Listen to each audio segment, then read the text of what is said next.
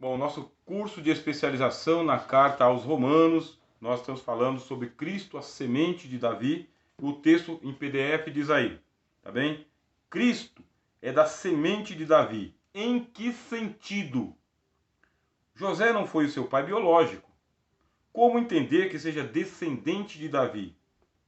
Precisaremos buscar na genealogia descrita por Mateus e Lucas para encontrar uma possível compreensão deste enigma. Ainda bem que voltou, irmã Vera. Deus abençoe.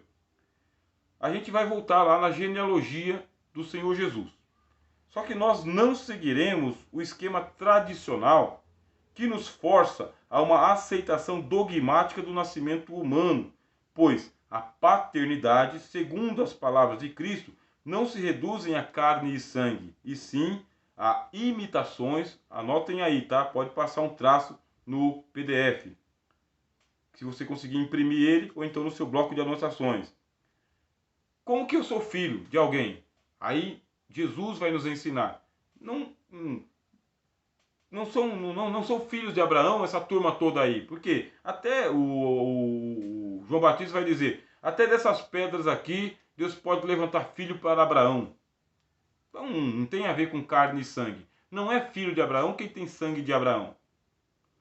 Não é filho de Davi quem tem sangue de Davi. Isso aí é o contexto teológico das Escrituras, tá, irmãos? É assim que nós devemos ler a palavra de Deus em muitos sentidos, não simplesmente reduzir ele a carne e sangue. Se você for lá para a genealogia de Mateus e a genealogia de Lucas, você tem duas genealogias. Por quê? Uma puxa pelo braço de Natã e o outro puxa pelo braço de Salomão. Então as coisas vão ficar um pouco difíceis. E quando chega no dia do nascimento do Senhor Jesus, ele é filho de Maria, mas biologicamente ele não é filho de José, descendente de Davi. E agora, como que o Senhor Jesus vai se tornar filho de Davi? Isso não significa, irmãos, que anula-se também a paternidade de José. José é da casa de Davi, Cristo nasce dentro da casa de Davi, vem dentro de uma descendência, por quê? Uma coisa cultural. Quando a mulher se casa, tá, meus irmãos? Ela vem para a família do noivo, tá bom? Então Maria, seja qual fosse a sua família, muitos vão dizer que ela era da família de Levi, tá bem? Mesmo que ela fosse da família de Levi, ela casa-se com José, ela vem para a casa de José, ela é da família de Davi e ponto. Isso é uma questão cultural. É assim e não se muda mais, tá bom? A mulher vem para a casa do marido. Cultura bíblica. Portanto, o filho de Maria nasce dentro da casa de Davi. Dentro da casa de Davi, porque José é da casa de Davi. Aí a gente não precisa ficar se perdendo muito na genealogia de Mateus e na genealogia de Lucas. Mas resolveu a questão para nós? Não, não resolveu. Nós ainda precisamos saber em que mais que o Senhor Jesus ele é descendente de Davi. Aí o Senhor Jesus vai ensinar para nós que para ser filho é necessário imitar o Pai, realizar os feitos que o Pai fez, ter o amor que o Pai teve, ouvir do jeito que o Pai ouviu, desejar o que o Pai deseja e falar o que o Pai fala. Veja só, não é filho só porque nasceu com sangue de Davi. Só é filho de Davi aquele que se parece com Davi nas suas atitudes, nas suas intenções, nas suas obras. Aí é filho de Davi. Mas somente isso, meus irmãos, muito mais. Precisa se superar. Para se ser o Messias, é necessário se enquadrar em todas as profecias davídicas. Tá bem? Se não se enquadrar nas profecias davídicas, não é o Messias. É um filho de Davi, mas não é o filho de Davi. Aquele para quem foram feitas as promessas. Vamos ver o Senhor Jesus falando aqui sobre o conceito bíblico de filiação. João capítulo 8, versículo 38 e 44. Vocês podem anotar isso aqui na Bíblia de vocês, meus irmãos, porque essa aqui é uma das vezes em que o Senhor Jesus dá a identidade de quem é filho de Deus e quem é filho do diabo. Então vocês peguem aí, anotem, peguem na Bíblia de vocês, abram, usem a caneta, põem um quadrado em volta, põem aí um fitilho, porque É o Cristo falando com a gente sobre quem é filho de Deus e quem é filho do diabo. Para ser filho do diabo, tem que imitar o diabo. Para ser filho de Deus, tem que se imitar a Deus também. O Cristo vai dizer para nós assim: eu falo do que vi junto de meu Pai. Isso é um escândalo, meus irmãos. Como assim viu junto do Pai? O Pai é eterno. Ninguém jamais viu a Deus. O Cristo, que é a verdade, diz: eu vi. Eu estou falando daquele que eu vi junto do meu Pai. E vós fazeis o que também vistes junto do vosso Pai. O Cristo era altamente provocador, meu irmão, tá? Ele provocava. E não é que ele provocava por maldade, ele provocava por causa que a verdade ela é assim mesmo. Ela vem e nos defronta. Responderam e disseram-lhe: nosso pai é Abraão, a gente tem sangue de Abraão. Jesus disse-lhes: se fosseis filho de Abraão, Jesus disse: eu sou filho de Abraão. Se fosseis filho de Abraão, fareis as obras de Abraão. Mas agora procurais matar-me a mim, homem que vos falei, homem que vos tem dito a verdade de Deus, que de Deus tenho ouvido. Se vocês são filhos de Abraão, nada. Se vocês fossem filhos de Abraão, vocês iam se alegrar. Por quê? Porque eu estou falando coisas de Deus para vocês. É o que o Cristo está dizendo. Coisas de Deus, que de Deus tenho ouvido. Abraão não fez isto. Vós fazeis a obra do vosso pai. Veja só que ser filho de Davi não tem a ver com nascer do sangue de Davi. Tem a ver com se parecer com Davi. Da mesma maneira que tem a ver com se parecer com Abraão.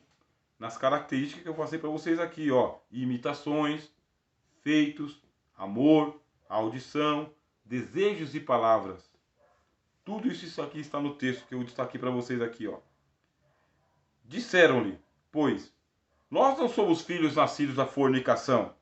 Temos um Pai que é Deus.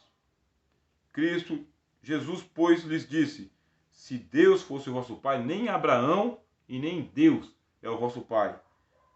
Tá? Se Deus fosse o vosso Pai, certamente vocês me amariam. Quem é nascido de Deus, ama o Senhor Jesus.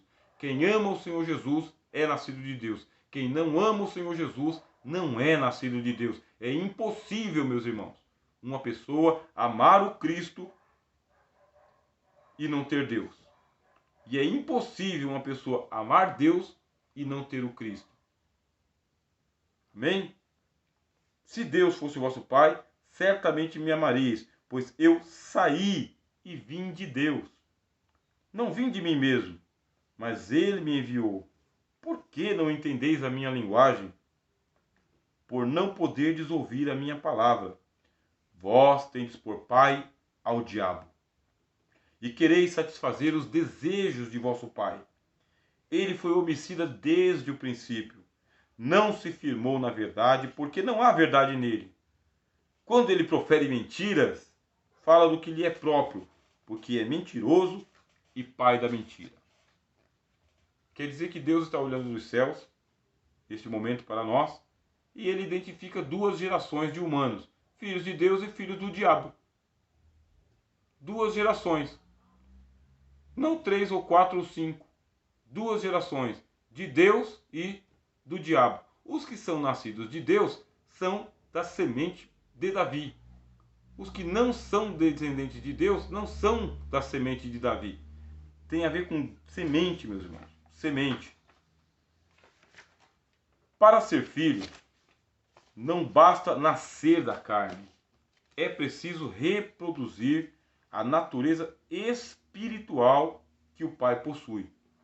É por essa razão que o Antigo Testamento batiza muitos israelitas como filhos de Belial. Pensa só, você está lendo a Bíblia pela primeira vez. Eu estou falando assim de mim, quando eu comecei a ler a Bíblia no Antigo Testamento. Estou lendo lá, daqui a pouco me aparece a expressão filhos de Belial. Eu não sabia o que são os filhos de Belial. É uma expressão idiomática também para poder identificar aqueles que não são os filhos de Deus. Não é de Deus. Filho de Belial é o equivalente a filhos do diabo, tá? Você pode utilizar aí como equivalente. Primeiro livro de Samuel, capítulo de número 2, versículo 12. Veja só. Eram, pois, os filhos de Eli. Quem é Eli, meus irmãos? É o sumo sacerdote. sumo sacerdote, quer dizer então que ele deveria ter uma estirpe nobre. Ele é o pastor presidente da religião de Israel. Não tem ninguém maior do que ele lá. Ele é o sumo sacerdote. Eli não tem ninguém acima dele naquela sociedade, mesmo porque naquela sociedade era uma sociedade dos tempos dos juízes. E acima dos juízes não tinha ninguém. Eli, ele era o maior homem que havia em Israel. Eram, porém, os filhos de Eli, filhos de Belial, filhos do diabo. Mas não era filho de Eli? Não era pastor presidente? Não era o chefe da religião? Não, não era. Eli é uma coisa, mas os filhos dele eram filhos do diabo, filhos de Belial. Por quê? Porque as obras dos filhos de Eli eram péssimas, meus irmãos. Péssimas. A Bíblia diz, não conheciam ao Senhor. Primeiro livro de Samuel, capítulo 10, versículo 27. Mas os filhos de Belial disseram, porque ser filho de Belial tem tudo a ver com aquilo que você fala. Ontem nós estudamos, meus irmãos, uma aula chamada Teologia Pura, tá bem? Alguns irmãos que aqui estão participaram e o Senhor Jesus ele vem corrigir o vocabulário, porque a boca fala do que o coração está cheio. Ou Cristo se enganou, ou nós estamos enganados. A boca fala do que o coração está cheio. Eu não creio que Cristo se enganou. Então, quem está enganado é quem não fala aquilo que o Cristo falou. Eu só posso falar aquilo que está no meu coração. Aí o que está no coração? É aquilo que a boca fala. E os filhos de Belial disseram, põe para fora. O problema dos filhos do diabo é isso, eles colocam tudo para fora. Dá para conhecer quem é filho de Satanás, meus irmãos. E dá para conhecer quem é semente de Davi, quem é filho de Deus.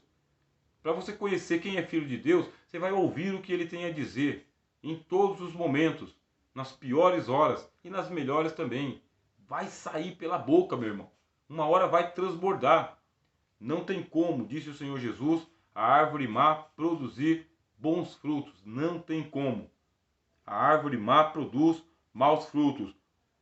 1 de Samuel 10, 27. Mas os filhos de Belial disseram, é este o que há de nos livrar? E o desprezaram, e não lhe trouxeram presentes.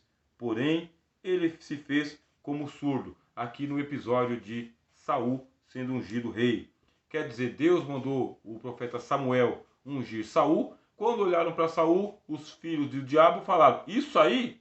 E não levaram presente para ele. Mas Saul também não deu importância naquela ocasião. Vocês vão estar acompanhando? Está cansativo? Eu tenho essa preocupação de saber se os irmãos estão conseguindo acompanhar ou se fica muito cansativo.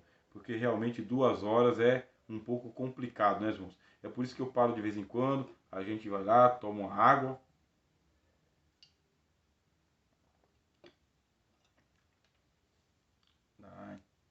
Então tá bem, eu agradeço aí pelo retorno, tá bem? Que o Senhor abençoe a todos em nome de Jesus, nossa irmã Fabiana, nossa irmã Rosilane, nosso irmão Paulo, obrigado pelo retorno, importante, tá, irmãos? Nosso irmão Wellington está acompanhando também, graças a Deus, né? O sono não... Sim, senhor.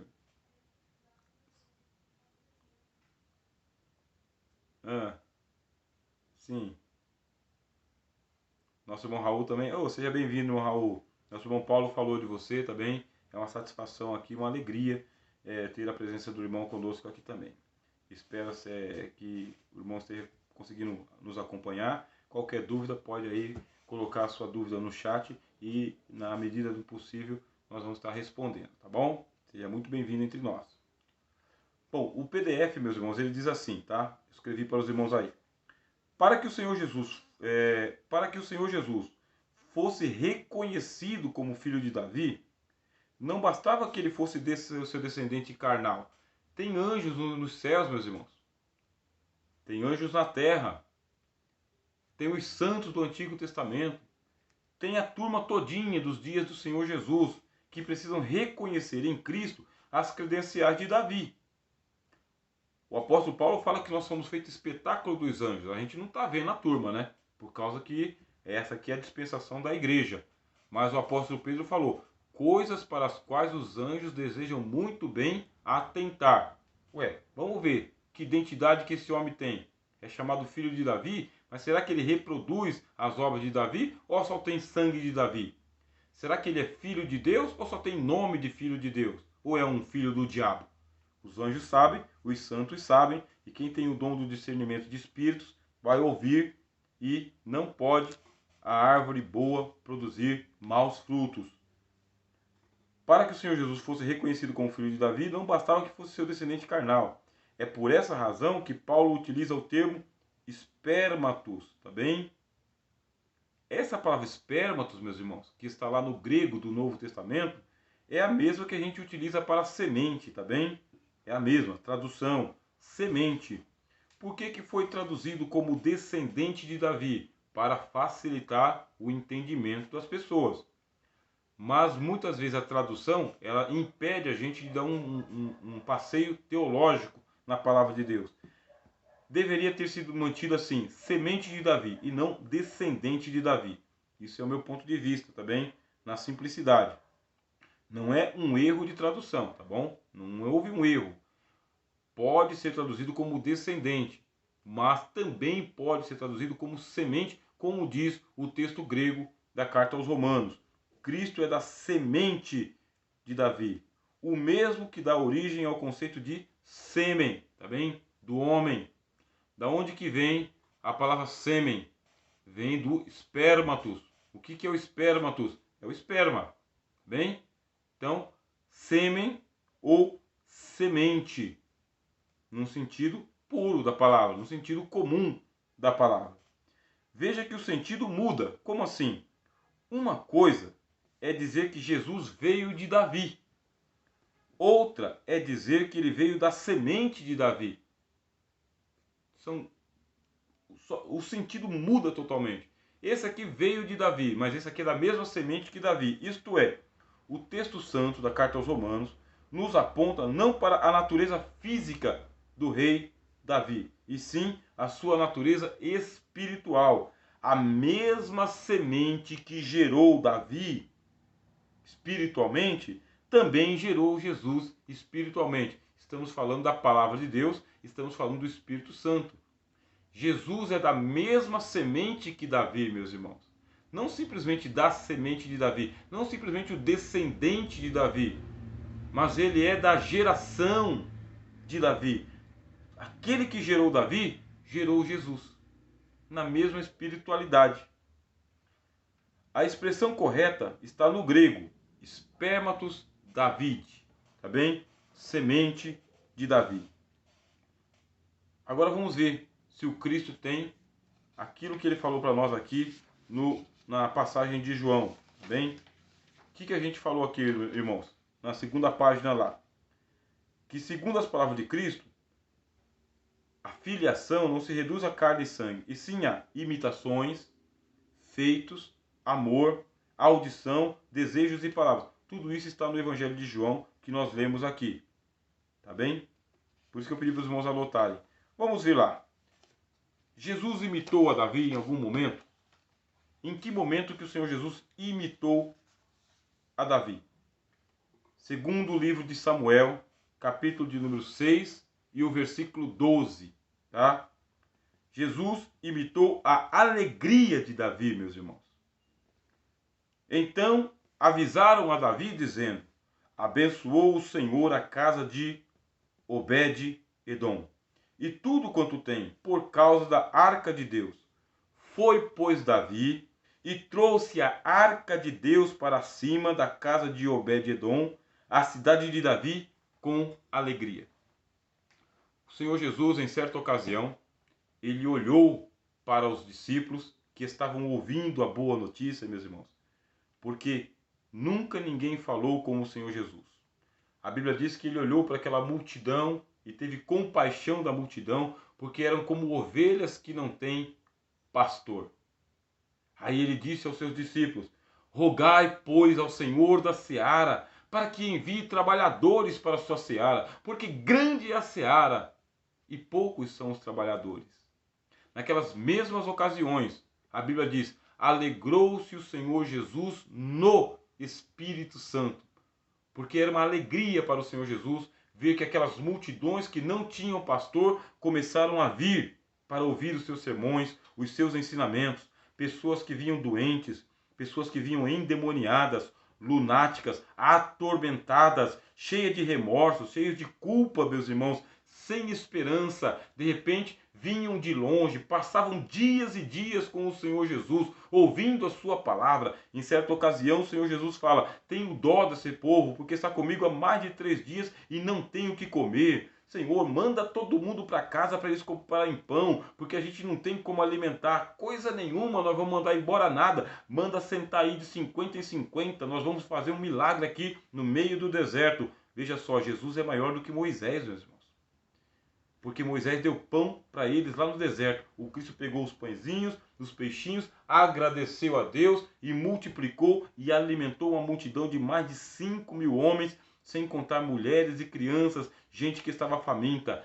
Muitas pessoas vinham ao Senhor Jesus, mas quem vinha endemoniado era liberto, quem vinha em pecado era perdoado, quem vinha morto era ressuscitado, quem vinha paralítico saía andando, quem vinha cego saía vendo, quem vinha mudo saía falando, meus irmãos. O reino de Deus estava sendo plantado, isso causou alegria ao Senhor Jesus. Davi se alegrou porque ele trouxe a arca da onde? Lá da casa de Obed-edom para a cidade de Jerusalém. Cristo se alegrou igual Davi, meus irmãos, porque ele trouxe a arca da aliança para junto daquele povo todinho lá em Jerusalém, Judeia, Samaria, Galileia, Cafarnaum, todos os lugares aonde a arca do Senhor ia. A arca é o Senhor Jesus. Todos os lugares a alegria chegava. Ia para Caná da Galileia e lá libertava uma filha de uma mulher que estava endemoniada. Ia para Gadara, libertava outro endemoniado. Entrava na casa de Pedro, curava a sogra de Pedro, meus irmãos. Ia na casa de Jairo, ressuscitava a filha de Jairo. Aonde ia a arca da aliança, a alegria chegava. Então a Bíblia vai dizer para nós: alegrou-se o Senhor Jesus no Espírito Santo e disse: graças te dou, ó Pai, porque ocultaste essas coisas aos sábios e entendidos, mas as revelastes aos seus pequeninos, porque assim te aprouve. Cristo, ele é a arca da aliança, ele é a alegria, maior do que a alegria de Davi, meus irmãos. Então você tem aqui a credencial davídica em Cristo. Ele se alegrava com a arca do concerto. Vocês lembram que eu falei para os irmãos que dentro da arca tinha o maná? Dentro da arca tinha a tábua da lei? Dentro da arca tinha a vara de Arão? Os 3 ministérios do Senhor Jesus? Os 3 mistérios do Senhor Jesus? Cristo, que é a palavra de Deus, Cristo, que é o pão vivo que desceu dos céus, Cristo, que faz florescer o ministério sacerdotal. Pois então, a arca está viva, meus irmãos, e alegre. Então, muito mais do que simplesmente uma argumentação, nós temos uma credencial de que Jesus se alegra mais do que Davi, porque ele é a própria arca. Amém? Ponto de número 2. Jesus realizou as obras de Davi. Segundo o livro de Samuel, capítulo 6, versículos 18 e 19. E acabando Davi de oferecer os holocaustos e ofertas pacíficas, abençoou o povo em nome do Senhor dos Exércitos e repartiu a todo o povo e a toda a multidão de Israel, desde os homens até as mulheres, a cada um bolo de pão, um bom pedaço de carne, um frasco de vinho, e então retirou-se todo o povo, cada um para a sua casa. Veja só o que fez Davi. Trouxe a arca da aliança, dançou diante da arca da aliança, se alegrou, o povo estava junto com ele. Agora ele foi lá e celebrou a ceia com o povo. Como que o Davi fez? Pegou lá e deu um bolo de pão, um pedaço de carne e um frasco de vinho. Quando nós celebramos a ceia, o que nós temos? Pão e vinho. O que é o pão? O pão é a carne do Senhor Jesus. O vinho é o quê? É o sangue do Senhor Jesus. O que fez Davi? Ele apresentou a Santa Ceia lá atrás. Eu falei para os irmãos e as irmãs que nós não podemos negligenciar o batismo nas águas. E nós também não podemos negligenciar a refeição sagrada, que é o pão e o vinho, a Santa Ceia do Senhor. Por quê? Porque é algo que é dado para nós em ação de graças, meus irmãos. Antes de tomar do pão e antes de tomar do vinho, a Bíblia diz: deu graças aos céus. O Senhor tomou o pão e o vinho e deu graças ao Pai. E repartiu entre os discípulos, meus irmãos. Sabe o que é uma afronta? Você receber nas mãos o pão e o vinho e você não comer o pão e o vinho? alguém aí está errado, ou o Cristo, ou aquele que não quer comer. Então nós devemos participar e não podemos negligenciar a ceia do Senhor. O Cristo disse para nós: isto é o meu corpo que é partido por vós. Fazei isso todas as vezes que vocês se lembrarem em memória de mim. Semelhantemente tomou o cálice, dizendo: esse cálice é a nova aliança no meu sangue. Fazei isso todas as vezes que beberdes em memória de mim. Porque todas as vezes que vocês comem o pão, todas as vezes que vocês bebem o cálice, anunciais a morte do Senhor até que venha, meus irmãos. Quem está esperando Jesus voltar tem que participar da ceia, meu. Tem que anunciar a morte do Senhor. Come do pão, bebe do vinho. Come do pão, bebe do vinho. Come da carne, bebe do sangue. Por quê? Porque a arca da aliança já está no lugar que ela deveria estar. A arca da aliança já está à destra de Deus. A arca da aliança já está em casa, meus irmãos. Não está lá na terra dos filisteus. Então, pode celebrar a tua salvação. Jesus realizou as obras de Davi. Porque tudo que Davi fez, meus irmãos, foi profético.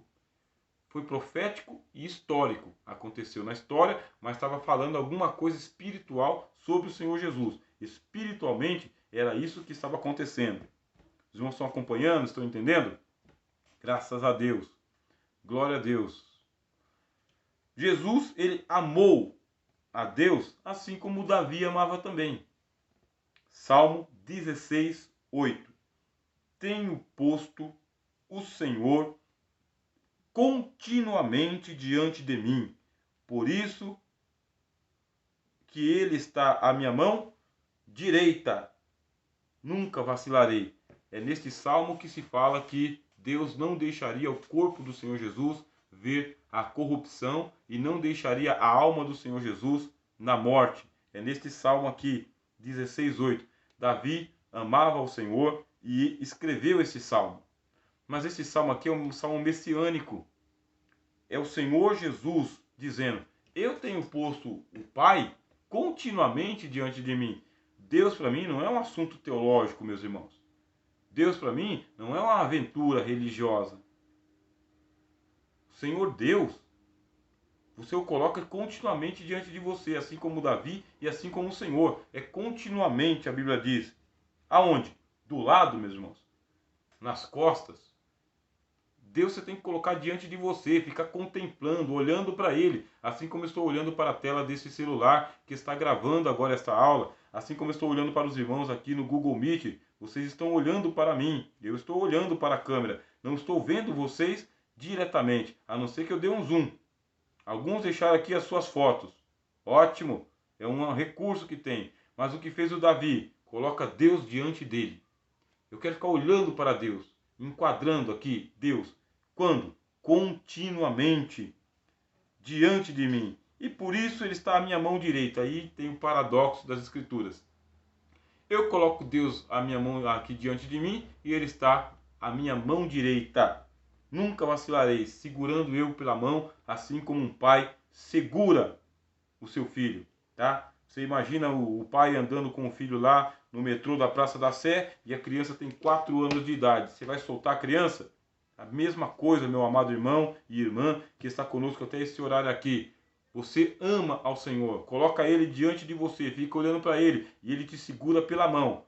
Não vai te perder nesse mundo horroroso que a gente vive aqui. Está tudo acontecendo e desmoronando, mas o Senhor Deus está segurando você pela mão. A Bíblia diz: nunca vacilarei. Quem ama ao Senhor pode ter certeza de vida eterna, meu irmão. Você não vai ficar deixado para trás aqui, não. Deus não vai te esquecer na hora que a trombeta tocar, não. Deus não vai deixar você para trás, meu irmão. Ah, tocou aqui a campainha da porta do metrô. Aí o que faz o pai? Solta a criança e vai embora? Ou vai com ele, meu irmão, ou fica com a criança, você está entendendo? Ou você vem com Deus, ou o Senhor fica com você. Aqui está grudado para sempre, é salvação, meu. Irmã, isso é salvação, isso é reino, isso é evangelho, é o Espírito Santo, não é brincadeira de religiosos, tá bom? A gente lê a Bíblia, a gente fica empolgado, né, irmão? Pensa que é para pregar. É um estudo, pensa que é para pregar. Jesus, meus irmãos, ele ouviu as palavras de Davi. Jesus, meus irmãos, Bíblia na mão, tá? Jesus lia a palavra de Deus como palavra de Deus. E ele lia Davi. A gente não sabe a emoção que o Senhor Jesus tinha quando ele via que Davi falava dele. É muito gostoso, né? Olha só, Davi está falando de mim. Davi falou, Isaías falou, Jeremias falou, Ezequiel falou, Abraão falou. Jesus, ele lia a palavra de Deus. E nós não podemos ser diferentes do nosso mestre. Ler a palavra de Deus é um refrigério para a nossa alma cansada, né, meus irmãos? E o que o Senhor Jesus leu? Salmo 110, 1. Disse o Senhor ao meu Senhor. Aqui é um diálogo, tá? Entre o pai e o filho. E quem está falando isso é o Davi. Até parece que o Davi estava lá ouvindo a conversa. Disse o Senhor ao meu Senhor: assenta-te à minha direita, assenta-te à minha mão direita. Você lembra que eu falei do colo? Até que ponha os teus inimigos por escabelo dos teus pés. Na minha imaginação, o Cristo está se assentando no colo do Pai, a mão direita do Pai, e o Pai fala: filho, fica no meu colo até que o último dos teus inimigos seja colocado como sustento para os teus pés. É o que eu imagino. Uma conversa entre o Pai. E o apóstolo Paulo falou: convém que seja assim até que Deus haja colocado todos os inimigos aos pés do Senhor Jesus. Todos. Aí o apóstolo Paulo fala em 1 Coríntios: e o último inimigo é a morte. O último inimigo é a morte. Quer dizer, nem o diabo é o último inimigo. E a gente sabe que o diabo não é o último inimigo porque ele é lançado no lago de fogo antes da morte, né? Antes da morte. O diabo é lançado no lago de fogo, em enxofre, Apocalipse. Depois diz que a morte deu os mortos que nela havia, e o Hades deu os mortos que nela havia, e o mar deu os mortos que nela havia. Aí foi todo mundo jogado no tanque de fogo, a morte e o Hades. E o mar já não existe mais. Quer dizer, quem é o último inimigo? Quem é o maior inimigo? O diabo ou a morte? A morte. Cristo venceu quem? O diabo e a morte. O diabo e a morte. Aí a Bíblia diz: aquele que nem a seu próprio filho poupou, como não nos dará com ele também todas as coisas, meu irmão? Tudo foi conquistado pelo nosso Senhor para ser entregue aos benditos do Pai. É gente de Deus, meu irmão. Você é gente de Deus. Então é para você que os céus foram preparados. Você não foi preparado para o inferno e nem para ser escravo de Satanás. É para resistir ao diabo até ele pegar o rabo dele e ir embora. O apóstolo Paulo vai falar para nós aqui no capítulo 16 da carta aos Romanos: em breve Deus esmagará Satanás debaixo dos vossos pés. Então toma posse da palavra em nome do Senhor Jesus. Levanta a cabeça, enche o teu coração de alegria, proclama a salvação do Senhor, porque daqui a pouco a gente está em casa, irmão. Você vai passar. Disse o Senhor ao meu Senhor: assenta-te à minha mão direita, até que eu ponha os teus inimigos por escabelo dos teus pés. Jesus é filho de Davi por isso. Ele assume esta profecia. O autor aos Hebreus fala que ele está à destra da majestade. À destra. Ele assume a glória do reino dos céus. Ponto 5. Glória a Deus. Vai dar pra gente terminar a folha hoje ainda, meu irmão. Vai ter mais trabalho. Já passou, ó. Já é 11h07. Terminar rápido aqui, tá bom, meus irmãos? Mais alguns minutinhos. 5 minutinhos de tolerância. Eu peço aos irmãos aqui. Jesus alimentou os desejos de Davi. Segundo o livro das Crônicas, também Davi, meu pai, teve no seu coração o edificar uma casa ao nome do Senhor Deus de Israel. Porém o Senhor disse a Davi, meu pai: porquanto tiveste no teu coração o edificar uma casa ao meu nome, bem fizeste de ter isto no teu coração. Contudo, tu não edificarás a casa, mas o teu filho, preste atenção na profecia messiânica, mas o teu filho, que há de proceder dos teus lombos, esse edificará a casa ao meu nome. Assim confirmou o Senhor a sua palavra que falou, porque me levantei em lugar de Davi meu pai, me assentei sobre o trono de Israel, como o Senhor disse, e edifiquei a casa ao nome do Senhor Deus de Israel. Aqui é o Salomão que está falando. Mais uma vez, é uma profecia messiânica. Cristo edificou a casa de Deus. Na casa do meu pai há muitas moradas. Se não fosse assim, eu teria dito: vou preparar-vos lugar. E se eu for e vos preparar lugar, voltarei para vós e vos levarei para mim mesmo, para que onde eu estiver, estejais vós também Cristo, ele cumpre a profecia que foi entregue para Davi. Davi queria edificar a casa. Aí Deus disse: Davi, você não consegue edificar, mas o teu filho vai edificar. E quem edificou a casa de Deus? Jesus. O autor aos Hebreus falou que é isso que aconteceu. Jesus que é sublime mais que os céus. Ponto 6. Jesus falou as palavras de Davi. Salmo 22, 1. Deus meu, por que me desamparaste? Por que te alongas do meu auxílio e das palavras do meu bramido? Cristo recitou esse salmo na cruz.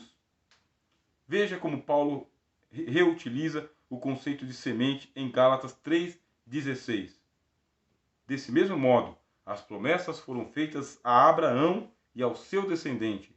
A Escritura não declara e aos seus descendentes, como se referindo a muitos, mas exclusivamente ao seu descendente, transmitindo a informação de que se trata de uma só pessoa, isto é, Cristo. Quem é a semente de Davi? Cristo. Quem é a semente de Abraão?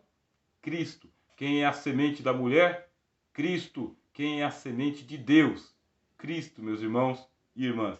É nele, por ele e para ele que nós temos a nossa esperança e estamos aguardando com urgência o retorno do Rei Jesus. Amém? Bem, meus irmãos, agradeço aí a presença de todos vocês até esse momento, os que puderam ficar, os que não puderam, que o Senhor abençoe e guarde onde estiverem agora, porque também os afazeres domésticos chamam a todos nós. Isso é verdade. Muitos dos irmãos chegam aí do serviço e precisam estar entre a aula e a casa. Que o Senhor abençoe a todos em nome de Jesus. Nós vamos orar e agradecer a Deus.